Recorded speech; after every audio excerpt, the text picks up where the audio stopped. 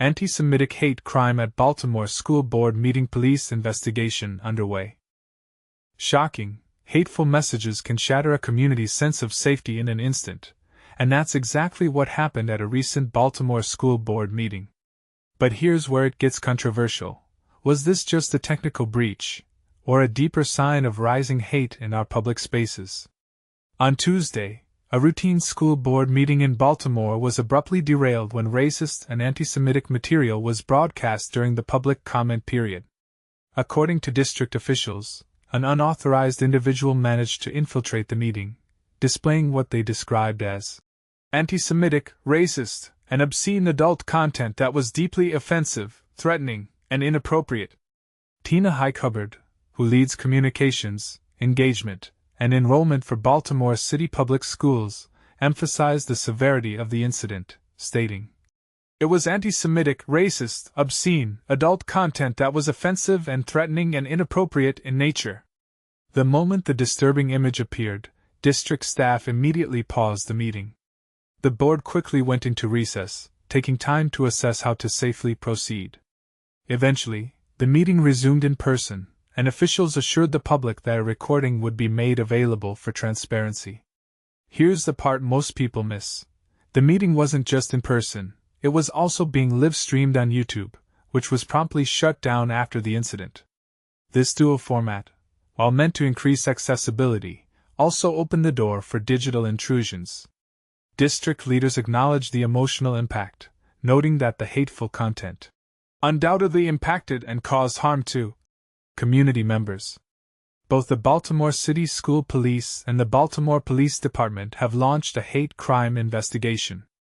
Chief Jeffrey Shorter of the school police explained, "Because it was virtual, we'll work hand in hand with our Office of Information and Technology to ensure that those safeguards are put in place to limit sharing availability opportunities for persons who log onto the school board."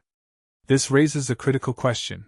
Are our digital public forums truly secure, or are they vulnerable to those who wish to spread hate? The district is now reviewing its online platforms to prevent similar incidents in the future. In a statement, school leaders reaffirmed their commitment to the community, saying, "Steadfast in our values, we will not allow the malicious actions of any individuals to disrupt the trust we have built with our community." But what exactly was shown? According to the Baltimore Zionist District, the image included swastikas and explicit anti-Semitic language. The organization didn't mince words, declaring, "This was not simply graphic or offensive. It was antisemitism, pure and simple." Attempts to minimize it with generic labels erase the truth and downplay the harm to our community. They went on to express solidarity with the school district and all those committed to fighting antisemitism, stating, "The Baltimore Zionist District stands with Baltimore City Public Schools in strongly rejecting this vile act and with all who are committed to confronting antisemitism wherever it appears." The investigation is now focused on identifying the perpetrator and ensuring they are held accountable.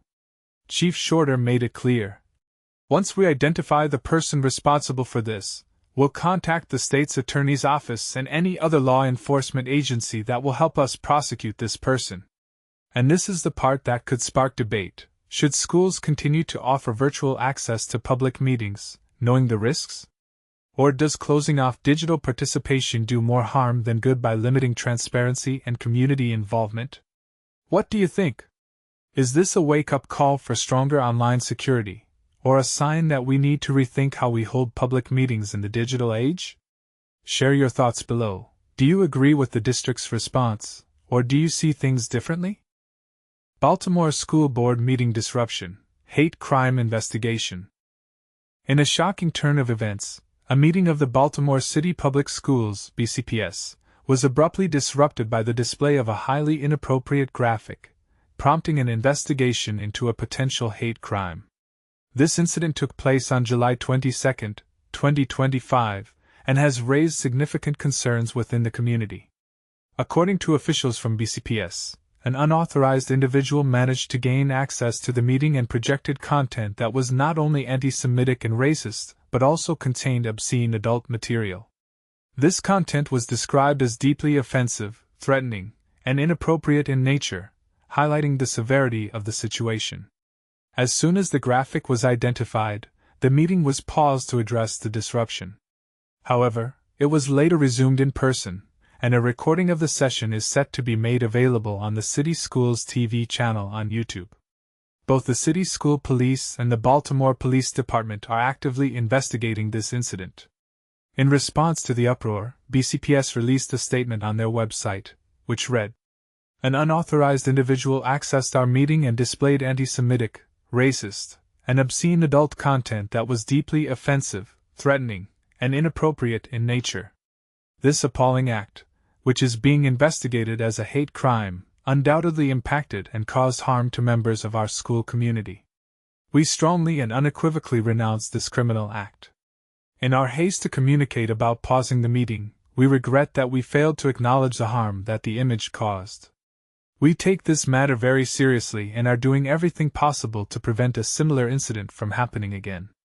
Steadfast in our values, we will not allow the malicious actions of any individuals to disrupt the trust we have built with our community. Our commitment remains strong in ensuring City Schools provides a safe, inclusive, and welcoming environment for all our staff, students, and families. This incident raises important questions about security and the measures in place to protect our educational environments. How can we ensure that such a violation of trust does not happen again?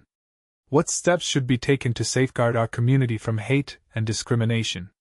We invite you to share your thoughts and opinions in the comments below, as this is a conversation that affects us all. You can read the full statement on the BCPS website.